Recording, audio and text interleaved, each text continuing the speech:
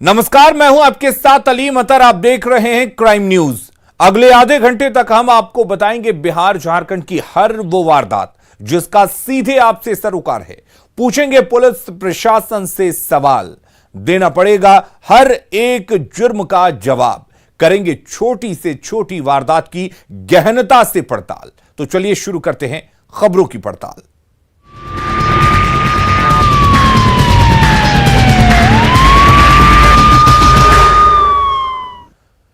और सबसे पहले खबर नवादा से, जहां के शिवनगर मोहल्ले में आज सुबह चोरों ने घर की पार्किंग में लगी बाइक को चुरा लिया। चोरी की यह पूरी घटना सीसीटीवी में कैद हो गई। सीसीटीवी में साफ देखा जा सकता है कि किस तरह से चोरों ने पहले पार्किंग एरिया से एक ड्रम को हटाया और उसके बाद गाड़ी का ताला तोड़कर उसे पैदल ही अपने साथ ले गए ताकि किसी प्रकार का कोई शोर ना हो। कुछ दूर आगे बढ़ने के बाद वो बाइक को अपने साथ ले गए। पीड़ित शिवनगर मोहल्ला निवासी गजाधर यादव ने चोरी की शिकायत नगर थाने में दर्ज कराई है। गोपालगंज में एक युवक को प्रेम विवाह करना महंगा पड़ गया। लड़की के घर वालों ने पहले प्रेमी युवक की जमकर पिटाई की और फिर उसके शरीर पर चाकुओं से कई जगह वार कर उसे जख्मी कर दिया और लड़की को अपने घर लेकर चले गए। पीड़ित युवक ने सोशल मीडिया पर शादी करने और चाकू मारने से घायल होने का वीडियो शेयर किया है। घटना बरौली के कहला रमई राय के टोला गांव की है। पीड़ित युवक का नाम गोलू कुमार है। गोलू का पास के गांव की युवती से मिस कॉल से प्रेम शुरू हुआ और फिर उसने मांग में सिंदूर भरकर युवती से शादी कर ली। वीडियो में आप देख सकते हैं कि युवक ने लड़की की मांग में सिंदूर भरा और फिर लड़की ने उसके पैर छुए, लेकिन यह प्रेम विवाह लड़की के घर वालों को नागवार गुजरा। फिर क्या, लड़की के भाई ने अपने दोस्तों के साथ मिलकर पहले उसकी पिटाई की, फिर चाकू मारकर उसे घायल कर दिया। फिलहाल पीड़ित युवक के बयान पर बरौली थाने में 4 नामजद और 3 अज्ञात लोगों पर मामला दर्ज किया गया है। हम घर पर ले आकर रखे थे, वो आकर उनका भाई मेरे को चाकू मार दे, इधर एक, इधर एक का अमन नाम है, एक का रोहित नाम है और 2-3 आदमी था तो हम लोग का नाम नहीं जानते हैं। किशनगंज के टाउन एसएचओ अश्वनी कुमार की 9 अप्रैल को हत्या मामले में अब तक कुल 10 लोगों की गिरफ्तारी हो चुकी है। इसमें से 5 को जेल भेज दिया गया है तो मुख्य आरोपियों को गुप्त ठिकाने पर रखकर पूछताछ की जा रही है। एसपी ने बताया इस मामले में कई और नाम सामने आने की संभावना है। 2 महीने पहले जो हमारे टाउन एसएचओ की हत्या की गई थी बंगाल में, उसमें जो 10 आरोपी हैं जो वहां की जेल में थे, उसको हम लोगों ने हमारे केस में यहाँ पर रिमांड में लिया है, जिनको पुलिस अभिरक्षा में यहाँ के जेल में भेजा जा चुका है। उसमें से 5 जो मुख्य अभियुक्त हैं उनको हम लोग पुलिस रिमांड पर लेके पूछताछ कर रहे हैं। इस घटनाक्रम के सिलसिले को जोड़ा जा रहा है, इसकी कड़ियों को खंगाला जा रहा है और इसमें जो शामिल अन्य लोग हैं उनकी भी शिनाख्त करने में इससे सहूलियत हो रही है और हम लोग बहुत जल्दी इस केस में चार्जशीट फाइल करके स्पीड ट्रायल करवा के दोषियों को कड़ी से कड़ी सजा देंगे। खबर वैशाली के महुआ के गोरौल से है, जहां NH 22 स्थित ओवरब्रिज के पास से पुलिस ने 40 लाख की विदेशी शराब जब्त की है। पुलिस ने गुप्त सूचना के आधार पर यहां छापेमारी की। इस दौरान शराब लदे एक ट्रक को जब्त किया, जिससे 647 कार्टन विदेशी शराब जब्त हुई। पुलिस की भनक लगते ही शराब तस्कर मौके से फरार हो गए।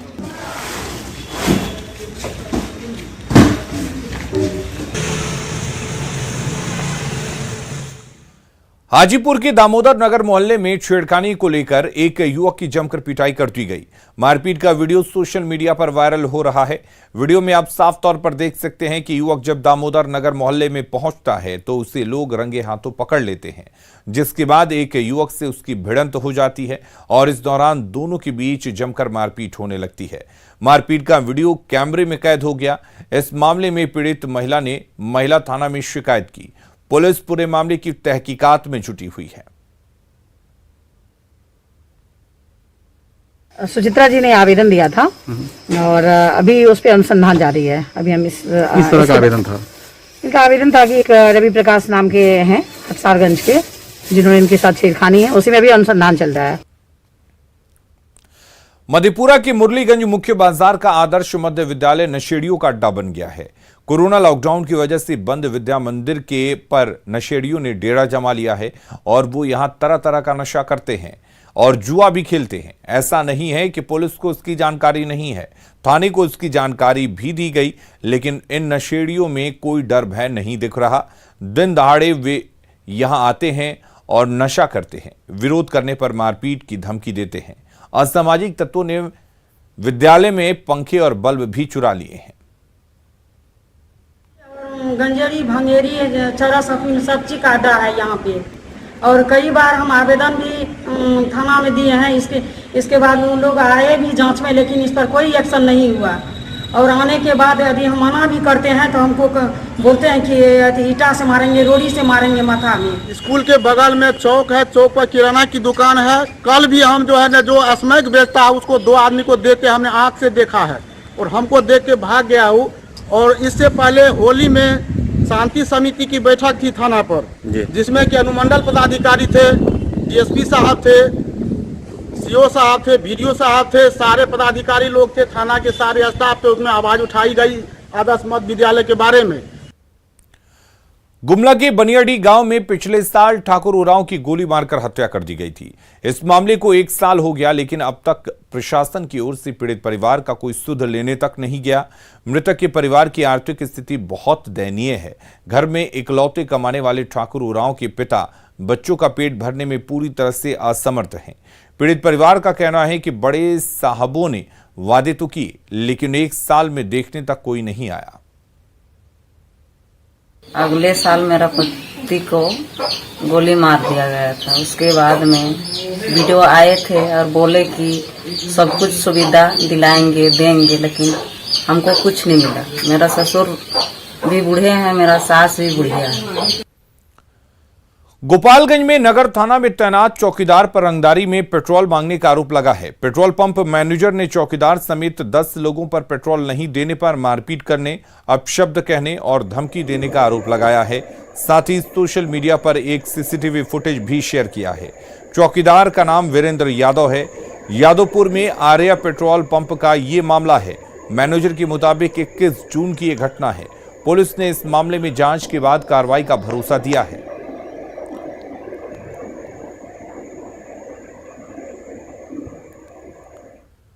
भागलपुर में खाकी एक बार फिर से दागदार होती नजर आ रही है और इस बार विश्वविद्यालय थाना पुलिस आरोपों के घेरे में है।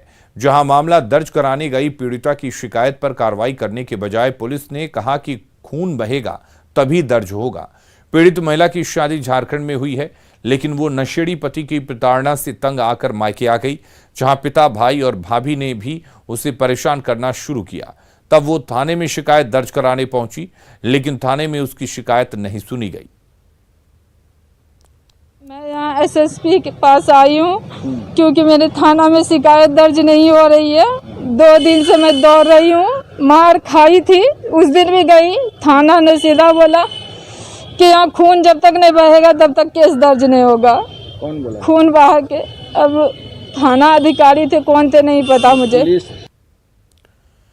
कहते हैं ना, जब प्यार किया तो डरना क्या, लेकिन वही प्यार, इश्क और मोहब्बत जब शादी के बाद गैरों की बाहों में मिलने लगे और वो आशिक अपनी चाहत को पूरा करने और अपनी महबूबा के दीदार के लिए उसके गलियों के फेरे लगाने लगे, तो उसकी भनक लाख छुपाने के बाद भी घर के दहलीज तक पहुंच ही जाती है, जिसके बाद मर्यादा के रखवाले रचते हैं एक ऐसा खौफनाक चक्रव्यूह जिसमें फंसकर उस आशिक की हो जाती है हत्या।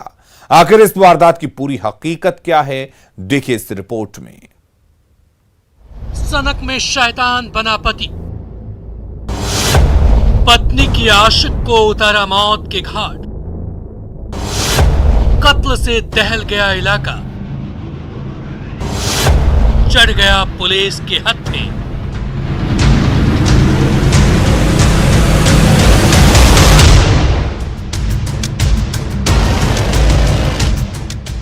जुबां पे लागा लागा रे नमक इश्क का, ये उस मोहब्बत की दास्तां है जिसे देखने और सुनने के बाद रूह कांप जाए, शरीर बेजान हो जाए, आंखों के सामने अंधेरा छा जाए और पैरों के नीचे से एकाएक जमीन खिसक जाए। दरअसल ये मसला दो दिलों के मोहब्बत का है।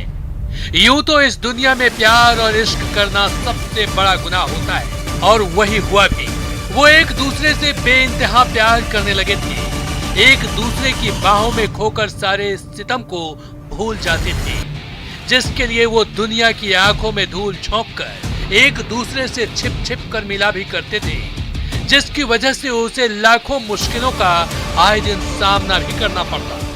5 साल से बॉम्बे रह रहा है, उसकी बीवी जो मधुबनी रहती है, जो मिसिंग पर्सन है वो भी उसी गांव का है, और लास्ट 1 ईयर से उनमें अफेयर चल रहा था। जैसे जैसे वक्त बीत रहा था वैसे वैसे मोहब्बत जमा हो रही थी, लेकिन उसके प्यार पर किसी की नजर पड़ गई और वो एक झटके में ऐसे टूट गई जैसे शाखों से पत्ते।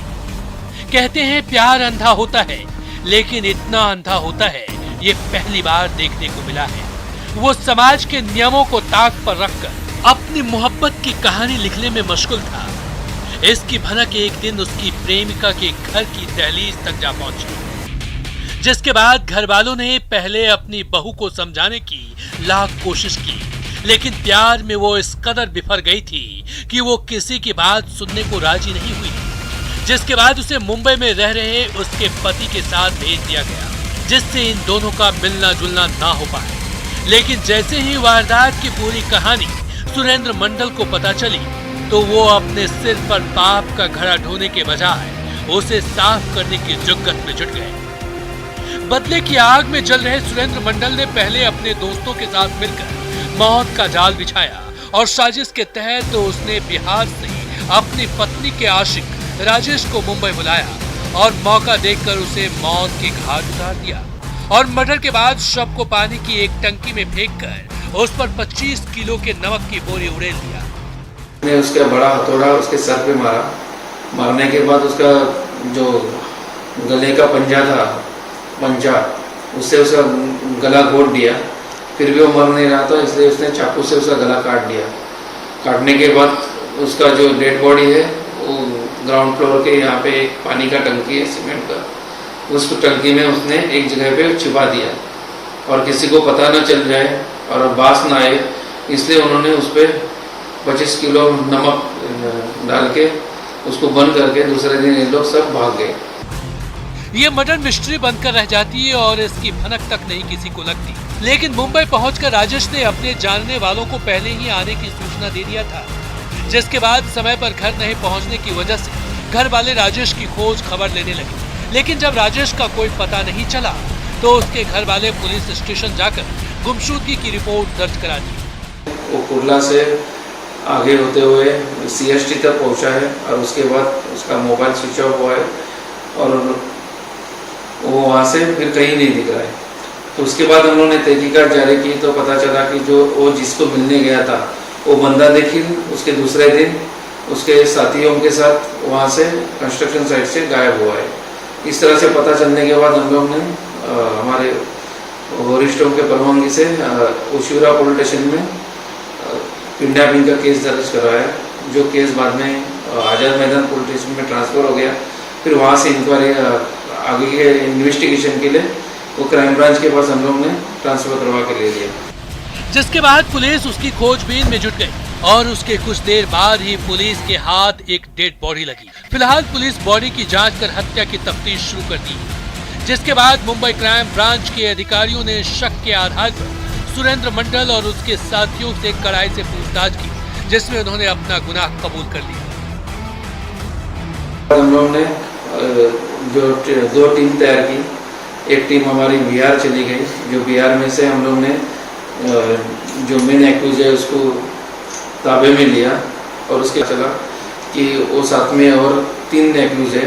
उस तरह से बाकी एक्यूजों को ताबे में लेने के बाद फिलहाल पुलिस आरोपियों को हवालात के पीछे भेजकर उन्हें कड़ी से कड़ी सजा दिलाने की भरसक कोशिश कर रही है। Bureau report, news 18।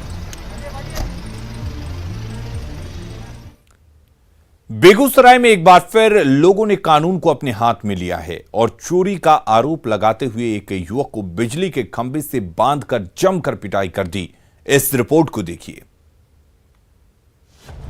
Mob lynching की कोशिश, बिजली के खंभे से बांधकर पिटाई, युवक को बेरहमी से पीटा, लोगों ने अपने हाथ में लिया कानून।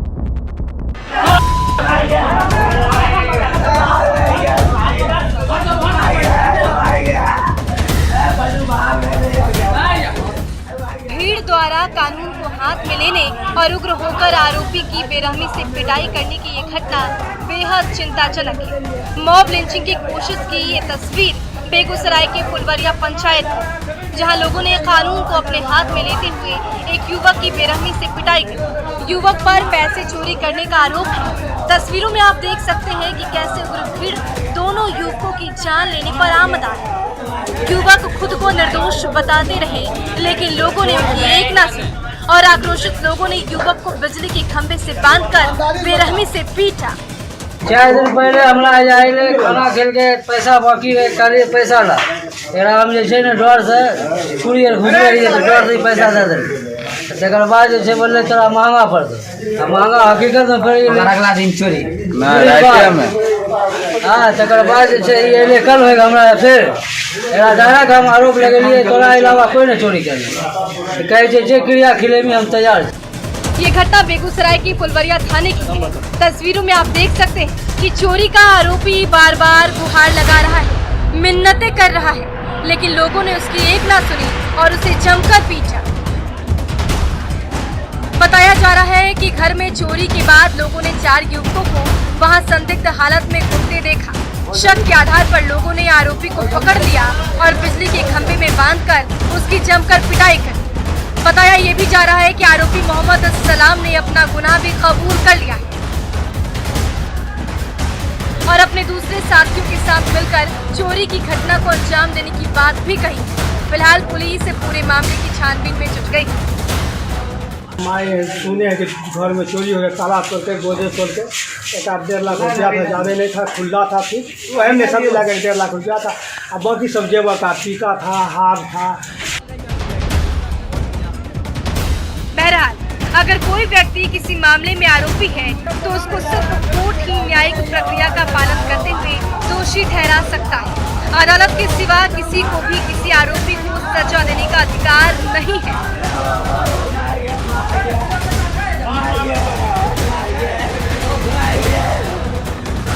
बावजूद इसके अगर कोई ऐसा करता है तो वो अपराध है। जरूरत है कि जिस इलाके में ऐसी घटनाएं हो उस इलाके के पुलिस अधिकारी की भी जिम्मेदारी तय की जाए। न्यूज़ 18 के लिए बेगूसराय से संतोष की रिपोर्ट। इधर भागलपुर में अपराधियों के हौसले बुलंद हो चुके हैं। अपराधियों ने दिन दहाड़े एक ट्रक ड्राइवर को गोली मारकर हत्या कर दी, जिससे वहां के लोगों में दहशत का माहौल है। क्या है पूरा मामला, देखिए इस रिपोर्ट में। भागलपुर में अपराधी बेलगाम, लूट और हत्या की वारदात आम, जिले की जनता कर रही त्राहिमाम। भागलपुर में अपराध का ग्राफ तेजी से बढ़ता जा रहा है। बढ़ती आपराधिक वारदातों से आम से लेकर खास सभी परेशान हैं। एक के बाद एक हो रही आपराधिक घटनाओं से जिले के लोगों में दहशत का माहौल है।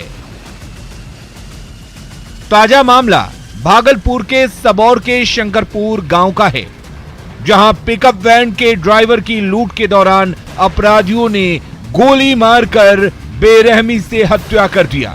बिहार शरीफ बाजार समिति से आ रहा था, जा रहा था कहलगांव आम लोड करने के लिए। इसी बीच यहाँ सबौर थाना के आगे जब उसको चोरगुंडा बदमाश ने मार दिया। वहीं घटना के बारे में बताया जा रहा है कि चालक आम लाने शिव नारायणपुर जा रहा था। इसी बीच घात लगाए अपराधियों ने चालक को लूट की मंशा से रोका और लूट की घटना को अंजाम दिया और चालक के विरोध करने पर उसे गोली मारकर अपराधी फरार हो गए। गाड़ी बिहार शरीफ मंडी से खाली कैरेट लोड करके कहलगांव आम लाने के लिए जा रहा था। तो बीच रास्ते में सक्करपुर गांव बोलता है भौभौर सवौर थाना के पास में सक्करपुर गांव है, वहीं पे मेरा ड्राइवर को गोली मार दिया। वहीं मौजूद अन्य ट्रक ड्राइवर ने बताया कि जिस समय अपराधी ने चालक को गोली मारी थी उस समय 1 घंटे तक चालक घायल अवस्था में वहीं तड़पते रहा, लेकिन किसी ने भी उसकी मदद नहीं की और सबौर पुलिस भी 1 घंटे के बाद वहां पहुंची। तब तक चालक की मौत हो गई थी। घटना के बाद पुलिस ने शव को पोस्टमार्टम के लिए भेज दिया है और मामले की जांच में जुट गई है। हमको सूचना मेरा नंबर गाड़ी में लिखा हुआ था, तो गाड़ी जाम लगल था, तो ड्राइवर को मेरा देखा कि गोली लगा हुआ है, तो मेरा गाड़ी से नंबर ऐड करके हमारे ऊपर कॉल किया 2 बजे रात में। तो फिर हम कॉल घुमाए सगर, तो बात हुआ हमको, फिर आते आते बेचारा डेट कर गया। बहरहाल लाख कोशिशों के बावजूद पुलिस अपराधियों पर नकेल कसने में नाकाम साबित हो रही है। वहीं लगातार हो रही आपराधिक घटनाओं से लोगों में पुलिस के प्रति असंतोष भी बढ़ रहा है। जरूरत है अपराधियों पर लगाम लगाने की और जल्द से जल्द सलाखों के पीछे पहुंचाने की, ताकि जिले में पुलिस का इकबाल बना रहे। न्यूज़ 18 के लिए भागलपुर से आशीष की रिपोर्ट। और इधर नवादा पुलिस ने शराब माफियाओं पर नकेल कसते हुए एक बड़ी कार्रवाई की, जिसमें एक कुख्यात अपराधी को गिरफ्तार किया गया है। इस रिपोर्ट को देखिए।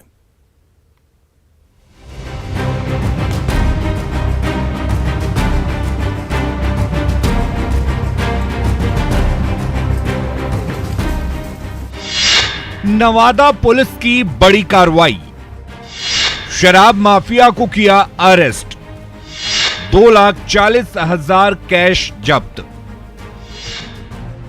ये जो तस्वीरों में आप देख रहे हैं कि पुलिस कैसे कदम ताल कर रही है, इसमें साफ दिख रहा है कि पुलिस कितनी मुस्तैदी के साथ आई है, जिसे देखकर वहां के लोग हैरान और परेशान हैं कि ये यहां क्या हो रहा है। तो हम आपको बताते हैं हकीकत पुलिस के इस मुस्तैदी की। दरअसल ये नवादा पुलिस है जो आज एक कार्रवाई के लिए यहां आई है। पुलिस को खबर मिली है कि यहां शराब माफिया छुपा हुआ है और उसी की गिरफ्तारी के लिए छापेमारी की जा रही है।